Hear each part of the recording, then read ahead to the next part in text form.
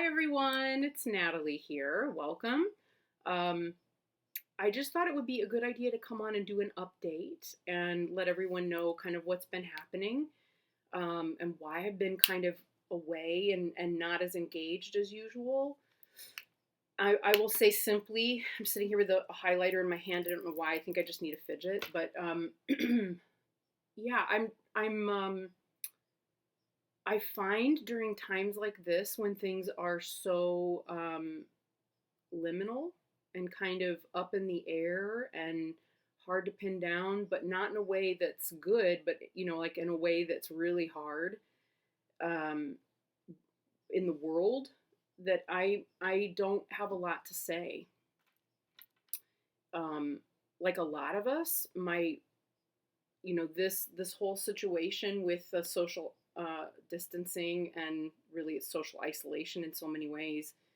Um, it changes, under these circumstances, especially, it really changes priorities and it changes the way you see your time and spend your time and use your personal energy. And at the moment, my family, like close family and occasional friends that I talk to, seem to be really in need of being listened to. Like they're experiencing a lot. So when I talk to people, I'm usually spending a lot of time listening, which I love. And at times it's really a lot. Like especially when it's a family member that's really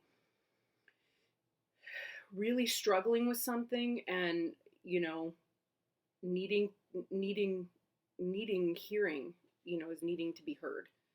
Um, so yeah, I'm kind of saving my energy to be able to be fully present for that. Um, and really enjoying in so many ways the space and the ability to just be contemplative, which is really the way I like things. If I'm really honest, um, so much about the social distancing and quiet and like isolation is something that feels completely at home to me. It feels completely normal. It's not an uncomfortable thing for me in so many ways. The despair, the energy of despair that I get from the outside world is a lot at moments and has been a lot at moments. And really my practice and the practices that I've been engaging in have been extremely useful and helpful for coping with that. Yeah, my eyes are kind of red and my nose is red because of allergies. There's a lot of allergens in the air, and I just came back from a walk with my dog, so I'm just aware that, like, as I'm talking, I can feel my eyes kind of reddening and stuff. It's not because I'm weepy or emotional. It's because ta-da, allergies. I also accidentally washed my contact lenses the other day in micellar water, which I don't recommend. It is not a good idea. They have never been quite the same in the time since. Just throwing that one out there. Don't use micellar water for your contact lenses. Bad idea. Um, yeah, that's one I regret. I regret that, but it's too late now. Too late now.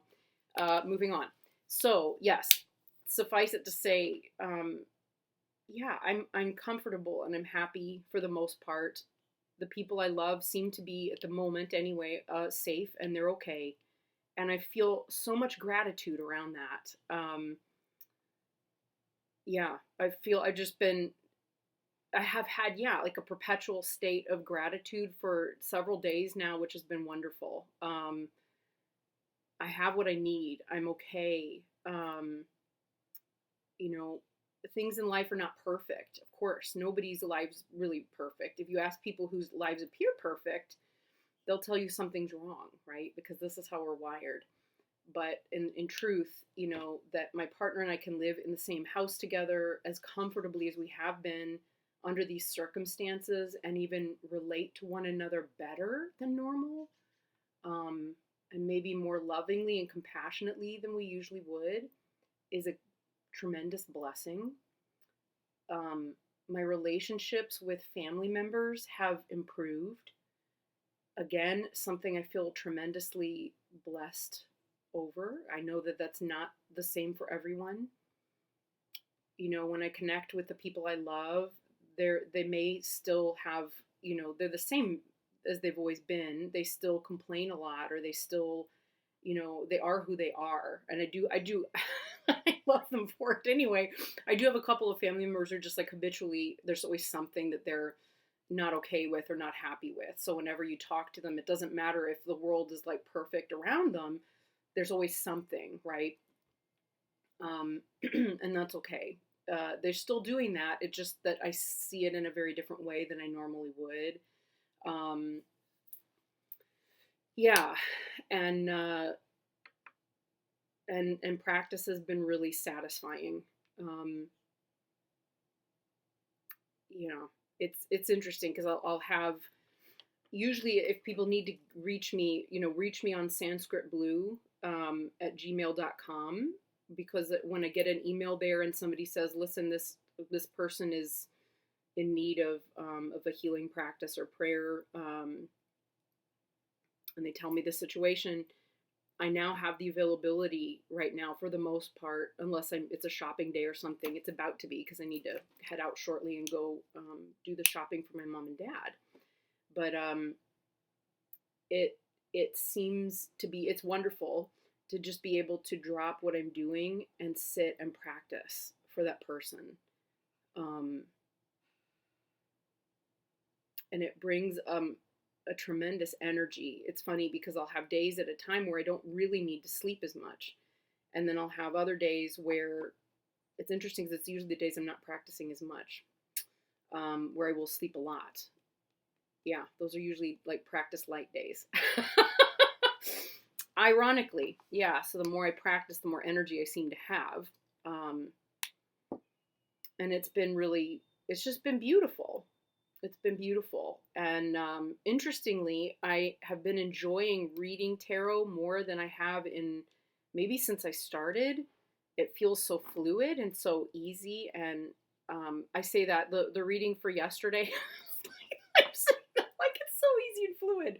And the reading I did last night, you know, for this week coming, was so hard to verbalize. But you know, that does happen sometimes. It's not often, but it does sometimes happen. So that one was a little rough. And it was very long, so I had to cut a lot of it because I kept repeating myself and as I was piecing things together. So I just tried to jump or skip between, you know, places where the message was coherent as one would listen, you know, outside of my head, if that makes sense. So, yeah, but overall, it's felt really even more natural than usual, and really like a privilege, actually. So, yeah, I just find I'm not really interested in reading for myself right now, and I recognize that recently. I did have fun playing with my decks that Melissa Lucia made, the holy, you know, the saints and Santos and signs and Madonnas and virgins. There we go. I know I could get the words out if I tried. And that was beautiful, and it was really appropriate. I didn't realize that I was using them in Holy Week until it was like Good Friday, and then I was like, oh, how funny! I brought those out, you know, for Holy Week, and then the energy of working with any decks right now just kind of went. So I'm just allowing for that. I'm still reading runes. I'm still not actively pulling or drawing runes, but when I go outside and walk, one of the ways that I've been connecting with nature and connecting with the energy of the world, the energy of space, has been through continuing to read found runes. And so I will be making a video update about that at some point soon, because there have been some really interesting insights that have come from that. Yeah, that feel like they're worth sharing. I feel more able to kind of talk about those experiences and articulate them a little more clearly than I could have back in January or February, I think. Yeah. So I'll come in and talk about that at some point. Some of you have expressed an interest in hearing more about, I guess, some of the experiences I have while I'm practicing. I don't know always how to really verbalize those. You know, I live with a partner, and it's not that he wouldn't gladly listen. I just don't know what to say. And sometimes those experiences are easy to verbalize, and other times they're almost diminished through the attempt. And so I haven't been, for the most part, I really haven't felt moved to talk about them. When they're kind of transpersonal, like talking about encountering with the prayer field around the hospital in New York, that feels different. But when they're personal experiences, they can start to sound kind of egotistical. And then I notice as I try to create, try to verbalize something like that to myself in my head, because I'll think, oh, maybe this would be worth sharing with people. They start to sound really, just really egotistical in my head, even when I'm like, oh, that sounds really egotistical, huh? I wonder if there's a better way to say that or talk about that. And it's just hard. It's just hard. I mean, even when it doesn't sound egotistical, I think it's still just hard to do. And I think sometimes those experiences are diminished in the telling as well. So I think sometimes we're not intended to share them, because it won't benefit anyone, right, through the hearing. And then any benefit that's received through having had that experience is then somehow, diminished is the word I think I want to put with that.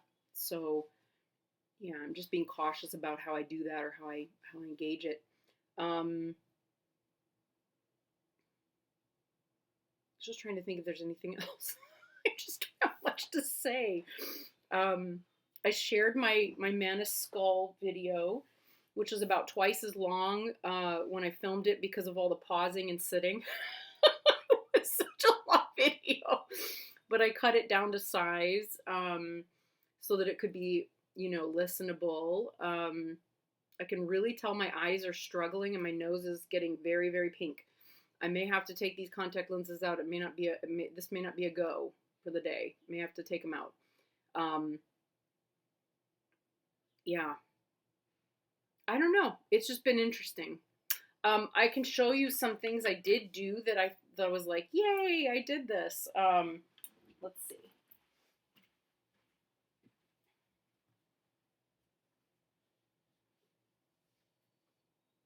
Can you see? You can sort of. You can sort of see my altar space back here. It's this way. Yeah, there we go. And this is my body roller bench that I sit on all the time. Let's see. But okay, so these are my new like little prayer practice book folder thingies that I made. But well, let's just bring this back here. Let me bring this back here. We can do this. Oop. So yeah, I have, as you may or may not have noticed, let's see if we can get close to her here. I have a new Tara statue. I can't remember if I said anything, but yeah. And she's got all of her Tara malas around her, so it's not a very good angle or picture.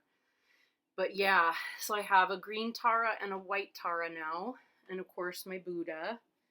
And then, how is our image quality here? Oh, here we go. Down here, I've been adding flowers regularly. That brass thing is a circium. We use them to feed the protectors in our tradition. And then the water offerings down here, and more fun flowers. We don't have any flowers. So, and I wanted, when I got my Tara and enshrined her, I really wanted to add flowers to my altar and couldn't because there's nowhere to buy any right now. So I picked wildflowers, and I couldn't be happier with how they turned out. Look at this little guy. This little guy. That is supposed to be like a little, it's like a little demon guy. um, and this potter friend of mine who made him said, he's kind of like a little demon guy, but when you put flowers in him, he becomes friendly because you've given him something beautiful. And I feel like it's so representative of the feeding your demons practice and, chud practice and self-compassion that I went ahead and just put it on my altar space. So yeah, so there we go. That's how it's looking right about now. Lots of malas and candles and so on. So let's go back up here. Coming back around. Okay, so yeah. Oh, hi. Here I am again. Yeah, those lenses are coming out. So yeah, I had started these last time, and I did finally get them finished. So this one's for my Vajrasattva practice, and I'm really happy with the one that I made for Green Tara practice. I had used a brocade that had a stabilizer, and boy does that make all the difference. I just didn't have enough stabilizer to cover all of my brocade, but where I did have it, it was really helpful, and I had already used it, so these were already stabilized before I started this project. So there's this one. I feel really happy with that one and how it turned out. Put my little prayer book back in, and then how long are we? This is not too bad. And then this one holds all of my mandala practices. So I wanted to find something red that I could add, but I had purple. It's close enough. It fulfills the purpose. So yeah, I have all my mandala practices that are very similar that go in this one. And then there are still 3. You can kind of see it. Oops, I'm like right in front of it. I gotta go this way. You can see that there's still a bunch of stuff back there. And those are, I just need to make one that's like full sized that can contain those, because I don't have anything right now that's big, So yeah, I'm going to have to figure that one out and possibly get more stabilizers, because something that big will need the stabilizer. These pieces all had that. So they have they have more tooth. So yeah, I finished those. My malas are finished. I started a couple of new ones that I'm not really sure if those are gonna, I don't know where those are gonna go. I'm not really sure, but we'll see. And I'm thinking about starting another quilt, because I have all of these scraps of fabric left from making masks, and it kind of feels like the right thing to do to make like a really funky patchwork quilt with them. So that may be a thing coming up. Don't know. We'll have to see. So yeah.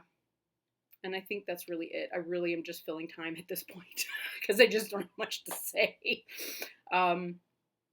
Yeah. So more later with runes. If I get new decks in, there's a couple that I'm waiting on that I think we'll be getting here at some point, that involve promoting other creators, and I love doing that. We all know how much I love that. So there will be videos about that, and otherwise, I will see you soon. All right, folks, take care. So much love to you. So much love. All right, bye.